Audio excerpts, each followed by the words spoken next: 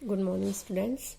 Today is our third lecture for the atomic structure, and the topic is Schrödinger wave equation, which is not included in the syllabus of MDU. ठीक है, in first year syllabus. And this topic, Schrödinger wave equation, comes in quantum mechanics, which is in final year. Okay, so यहाँ सिर्फ हम Schrödinger wave equation की basic theory पढ़ेंगे. हमें general knowledge होनी चाहिए. तो जो स्क्रोडिंगर वेव इक्वेशन है वो क्या एक मैथमेटिकल इक्वेशन है जो हमें किसके बारे में बताती है, behaviour of electron in an atom. किसी एटम में किसी इलेक्ट्रॉन का बिहेवियर को अगर हम किससे बताते हैं, एक मैथमेटिकल इक्वेशन से.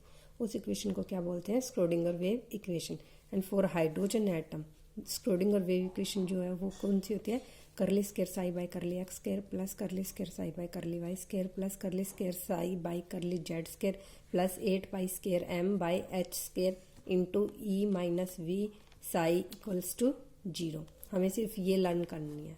ठीक है, where x Y Z are space coordinates, M is mass of electron, E is total energy and V is potential energy and h is Planck's constant and psi is wave function. ठीक है, psi is wave function जो किसके बारे में बताता है, amplitude of electron wave. This is our wave. तो जो ये एम्पलीट्यूड है वेव का, ये हमें किसके बारे में बताएगा, साई के बारे में. ठीक है, और ये एम्पलीट्यूड है, ये क्या हो रहा है, चेंज हो रहा है. इसका मतलब इससे पहले ये पता होना चाहिए कि साई क्या होता है. साई क्या होता है, एग्जिस्टेंस ऑफ पार्टिकल के बारे में बताता है. किसी पार्टिकल की एग्जिस्टेंस, पार्टिकल एग्जिस्ट कर रहा है या नहीं कर रहा. तो यहाँ से हम क्या बोल सकते हैं, और साथ में साई हमारा क्या था, एम्पलीट्यूड ऑफ इलेक्ट्रॉन वेव. तो यहाँ से एम्पलीट्यूड हमारा क्या रहा है, इस वेव का चेंज हो रहा है. इसका मतलब साई हमारा क्या हो रहा है, चेंज. और साई क्या था, existence of particle. Means particle की जो एग्जिस्टेंस है वो भी हमारी क्या होती है, चेंज होती है. ठीक है, वेव ही हमने कल पढ़ा था कि वेव क्या होता है हमारा, behaviour of changement. This is wave. And ये क्या हो रहा है, इसका मैग्नीट्यूड ये चेंज हो रहा है. ये एम्पलीट्यूड होता है जो वेव का साई, ये क्या हो रहा है, चेंज. तो साई हमारा क्या बताता है कि जो एग्जिस्टेंस है पार्टिकल की वो क्या हो रही है, चेंज हो रही है. एंड साई स्केयर, साई है, अगर उसको हम स्केयर ले देंगे तो क्या बनेगा, साई स्केयर. वो हमें किसके बारे में बताएगा, probability of finding the particle. Sai बताता है कि जो एग्जिस्टेंस है पार्टिकल की वो क्या है, चेंज हो रही है. कहीं ज़्यादा है एग्जिस्टेंस उसकी, कहीं कम है. ठीक है, कहीं प्रेजेंट है कहीं नहीं प्रेजेंट. और साई स्केयर क्या बताएगा, प्रोबेबिलिटी, उस पार्टिकल की जो एग्जिस्टेंस है उसकी प्रोबेबिलिटी कितनी है. क्या है, क्लासिकल मैकेनिक्स. क्लासिकल मैकेनिक्स में हम किसको स्टडी करते हैं, मैक्रोस्कोपिक सिस्टम्स को. ठीक है, जो लार्ज साइज के पार्टिकल्स हैं उनको स्टडी करते हैं किसमें, क्लासिकल मैकेनिक्स में. और माइक्रोस्कोपिक सिस्टम के लिए जो प्रॉपर्टीज़ होती है, कौन सी, पोजीशन है, वेलोसिटी है, एनर्जी है, एंगुलर मोमेंटम, इनको हम इजीली प्रिडिक्ट कर सकते हैं. ठीक है, बट अगर हम बात करें किसके, माइक्रोस्कोपिक सिस्टम के, micro means small particle, very small particle which are not visible by our naked eye. ठीक है, तो माइक्रोस्कोपिक सिस्टम जो है उसके पार्टिकल्स क्या होते हैं, टू मच स्मॉल, बहुत ज़्यादा छोटे होते हैं. तो उनकी प्रॉपर्टीज़ को प्रिडिक्ट करना, कैलकुलेट करना क्या होता है, डिफ़िकल्ट होता है. कैसे, फॉर एग्जांपल अगर हम पोजीशन की बात करें किसके लिए, माइक्रोस्कोपिक पार्टिकल के लिए. ठीक है, मान लो ये हमने इलेक्ट्रॉन लिया, microscopic particle, here is electron. ये एक बॉक्स है, इसके अंदर क्या हमारा इलेक्ट्रॉन. जैसे हम बोलेंगे कि इलेक्ट्रॉन यहाँ है, ये इसकी पोजीशन है, बताने की कोशिश करेंगे कि at one position is electron, electron is at one position. तो ये यहाँ से एकदम से क्या हो जाएगा, सडनली डिसअपियर हो जाएगा और कहाँ दिखेगा, सेकंड पोजीशन पे. तो जैसे ही हम ये कहेंगे कि इलेक्ट्रॉन कहाँ है, सेकंड पे, वो यहाँ से डिसअपियर हो जाएगा, कहीं थर्ड पोजीशन पे चला जाएगा. ठीक है, तो हम माइक्रोस्कोपिक जो पार्टिकल्स होते हैं उनके लिए इन प्रॉपर्टीज़ को फाइंड आउट नहीं कर सकते. हमने पोजीशन का एग्जांपल लिया. ठीक है, तो इन माइक्रोस्कोपिक सिस्टम को एक्सप्लेन करने के लिए एक न्यू ब्रांच ऑफ साइंस आई. वो कौन सी थी, क्वांटम मैकेनिक्स. ठीक है, जो किसके ऊपर बेस्ड थी, जो ये हमारी क्वांटम मैकेनिक्स है ये किसके ऊपर बेस्ड है, पूरी की पूरी Schrödinger wave equation and Heisenberg uncertainty principle.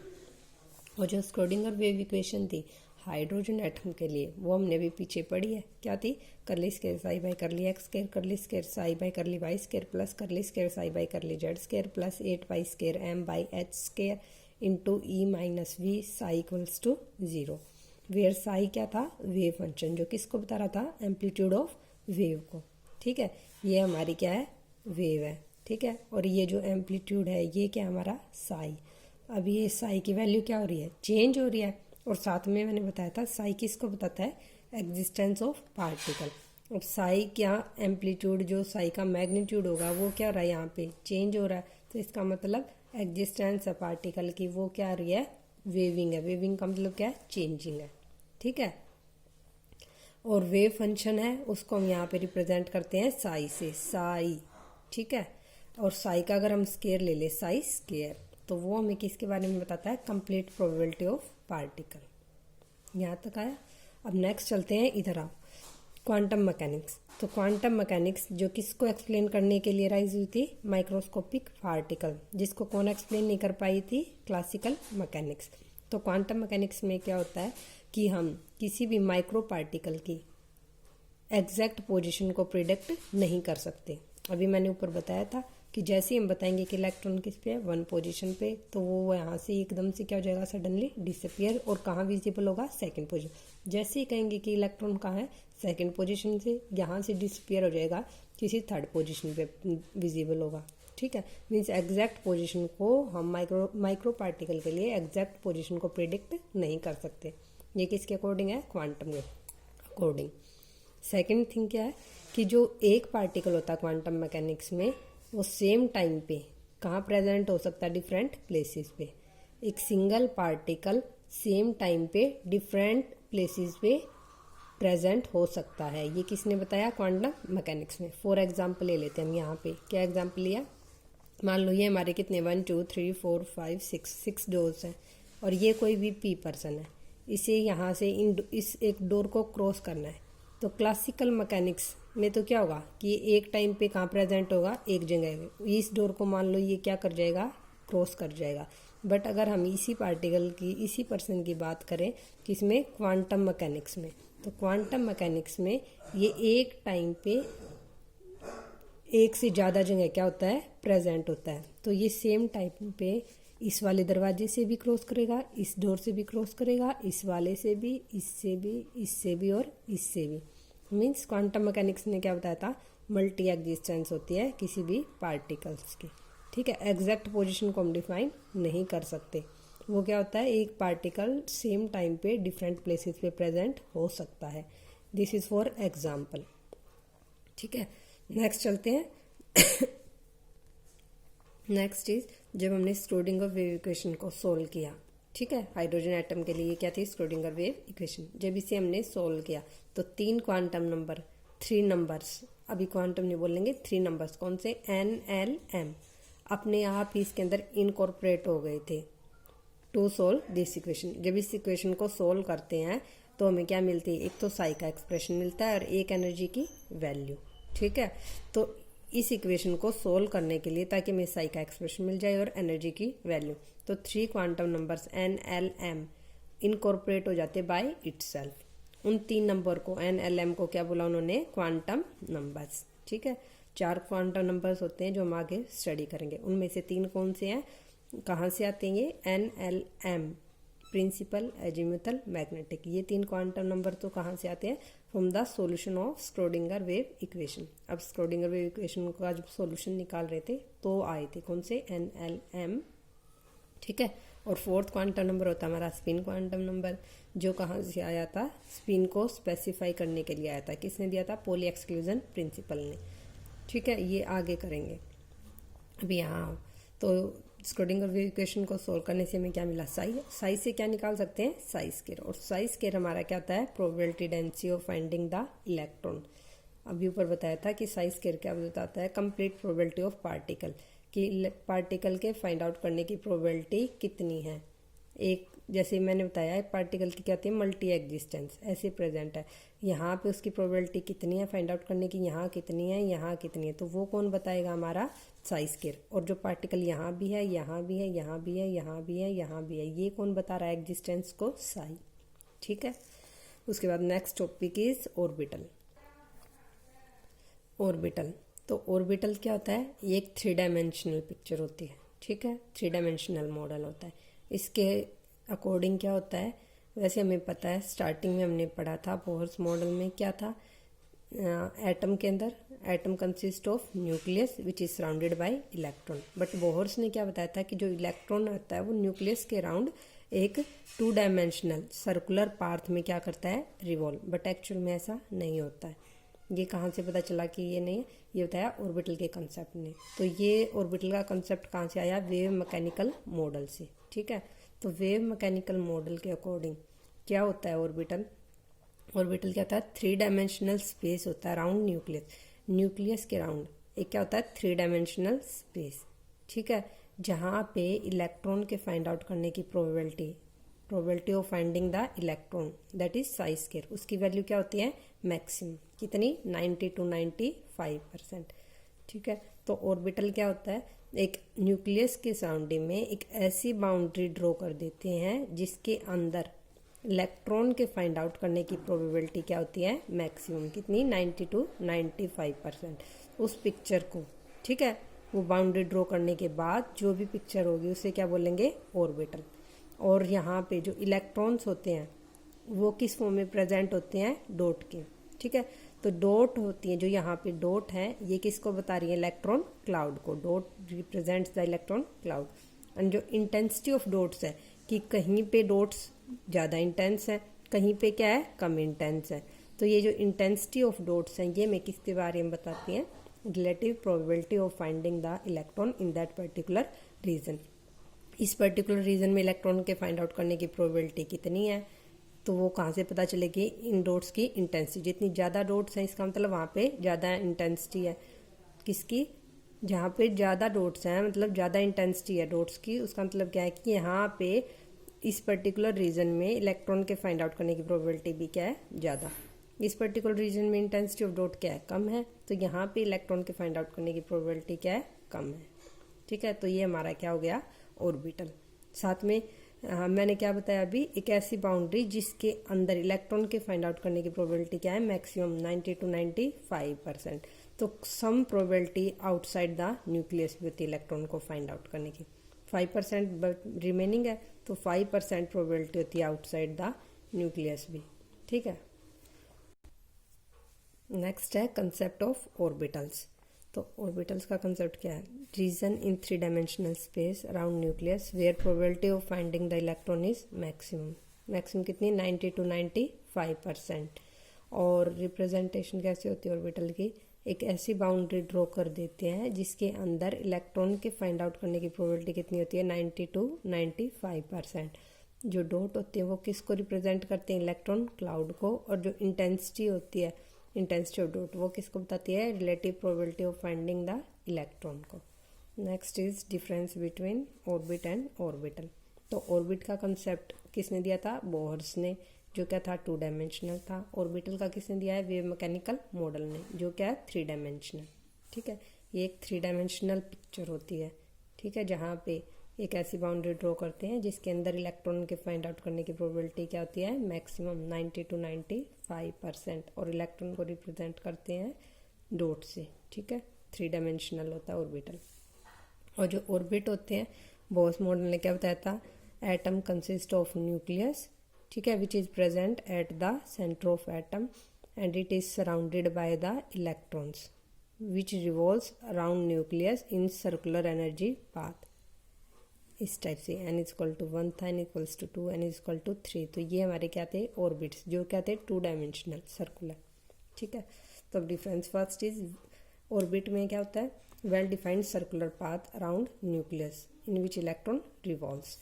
और इसमें क्या होता है, ये होता है 3 dimensional space around nucleus where probability of finding electron is maximum. Second, orbit क्या होता है, प्लेनर मोशन। ऑर्बिटल क्या होता है, 3 डायमेंशनल मोशन होता है इलेक्ट्रॉन का, ठीक है। ऑर्बिट क्या होता है, डेफिनेट पाथ होते हैं इलेक्ट्रॉन के, ठीक है। ऑर्बिट 1 2 3।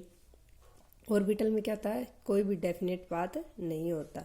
इसके अकॉर्डिंग, ऑर्बिटल के according electron can be anywhere in this region. हमने इलेक्ट्रॉन को डॉट से बताया और ये डॉट कहीं भी लगा सकते हैं, मतलब electron can be anywhere in this region. और ये किसके अकॉर्डिंग होता है? Uncertainty principle. अनसर्टेनिटी प्रिंसिपल के अकॉर्डिंग क्यों होता है?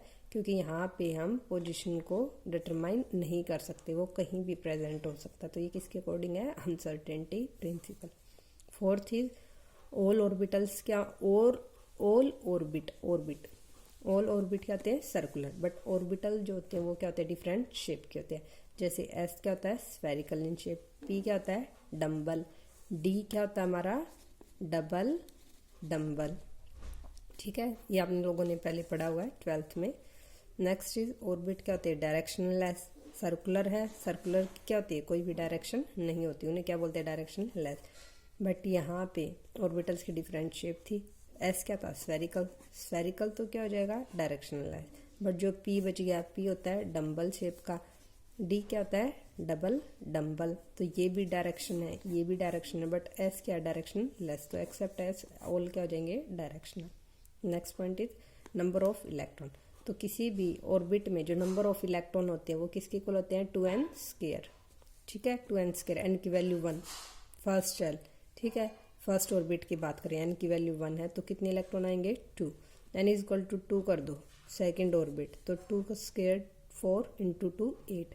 नेक्स्ट में कितने आ जाएंगे? 3 का स्क्वायर 9 इंटू 2 18। तो फर्स्ट ऑर्बिट में 2, सेकेंड ऑर्बिट में 8, फिर 18।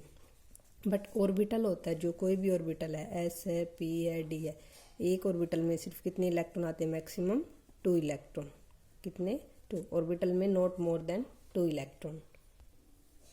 Next topic is quantum numbers. Basic तो हमने पीछे देखा था। कहाँ से आते हैं quantum numbers? From the solution of Schrodinger wave equation. 3 quantum numbers. ठीक है, कौन कौन से? एन एल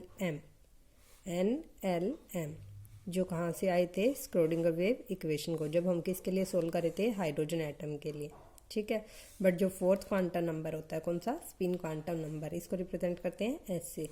उसकी कहाँ रिक्वायरमेंट पड़ी थी? जब हमने इलेक्ट्रॉन के स्पिन को एक्सप्लेन कर रहे थे, to specify the spin of electron. अब 4 क्वांटम नंबर्स होते हैं हमारे N L M S. N L M कहाँ से आए हैं? From the solution of Schrodinger wave equation. And fourth quantum numbers जो किसने दिया था? बाय पॉली एक्सक्लूजन प्रिंसिपल ने, to explain the spin of electron. Next quantum numbers की डेफिनेशन। तो क्वांटम नंबर्स किसे बोलते हैं? ये क्वांटम नंबर्स किसे बोलेंगे? एक सेट होता है 4 नंबर्स का, which are required to explain the complete address of electron in an atom. किसी भी एटम में, ठीक है, इन एन एटम, किसी भी एटम में इलेक्ट्रॉन का कंप्लीट एड्रेस बताने के लिए 4 नंबर्स की रिक्वायरमेंट होती है। उन 4 नंबर्स को क्या बोला? Quantum numbers. ठीक है, तो कौन कौन से होते हैं? N L. एन होता है principal quantum number, second is L azimuthal quantum number, third is M magnetic quantum number, and fourth is S spin quantum number. तो अब इन सभी को डिस्कस करेंगे 1 बाय 1। तो first is principal quantum number. इसको किससे रिप्रेजेंट करते हैं हम? स्मॉल एन से। ठीक है, तो प्रिंसिपल क्वांटम नंबर डिटरमाइन करता है मेन एनर्जी लेवल।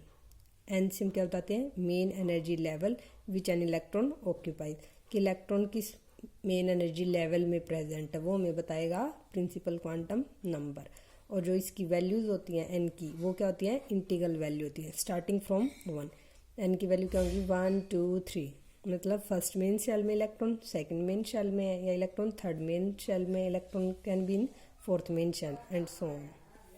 तो क्या होता है? न्यूक्लियस है, उसके सराउंडिंग में क्या होगी? इलेक्ट्रॉन किस में हो सकता है? फर्स्ट मेन शेल में, N is equal to 2, second main shell, N is equal to 3, third main shell. तो इसको हम बोलते हैं प्रिंसिपल क्वांटम नंबर। और हम एक प्रिंसिपल क्वांटम नंबर को और हम क्या बोल सकते हैं? मेन एनर्जी लेवल बोल लें या फिर शेल बोल लें। साथ में ये हमें किसके बारे में बताता है? Average distance of electron from the nucleus. कैसे? अगर एन इज इक्वल टू 1 में है तो वो न्यूक्लियस के क्या है? क्लोज। अगर इलेक्ट्रॉन किस में? N is equal to 2 shell में है, ठीक है, सेकंड मेन शेल में, तो वो इलेक्ट्रॉन से क्या है? दूर। अगर इलेक्ट्रॉन कहाँ हमारा? थर्ड मेन शेल में, तो इलेक्ट्रॉन से क्या है? और दूर। तो जो एन होता है हमें किसके बारे में बताता है? Average distance of electron from nucleus and its energy. N is equal to 1 है तो न्यूक्लियस के क्लोज है, कम एनर्जी का है, 2 न्यूक्लियस से दूर है वो थोड़ा हाई एनर्जी का, थर्ड वाला और ज़्यादा है। तो average distance of electron from nucleus and also its energy. तो n equal to 1 nearest to nucleus, lowest energy, and as n increase, जैसे जैसे हमारा n इंक्रीज कर रहा है 1 2 3, तो एवरेज डिस्टेंस होती है वो average distance of electron from nucleus, वो भी क्या कर रही है इंक्रीज, और साथ में एनर्जी भी क्या करती है इंक्रीज।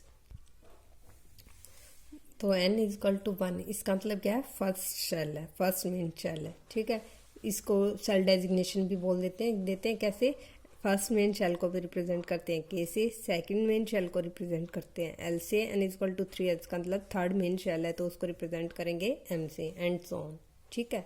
और जो n की वैल्यूज होती हैं उसके ऊपर कोई भी लिमिट नहीं होती, मेन नोट है, ठीक है। n की वैल्यू कुछ भी हो सकती है, बट जो हमारे अब तक पीरियोडिक टेबल में जितने भी नॉन एलिमेंट्स हैं उन सभी के लिए, उन सभी में जब हमने देखा तो मैक्सिमम वैल्यू जो n की मिली, हाईएस्ट वैल्यू वो कितनी मिली, n इक्वल टू 7 है 7p।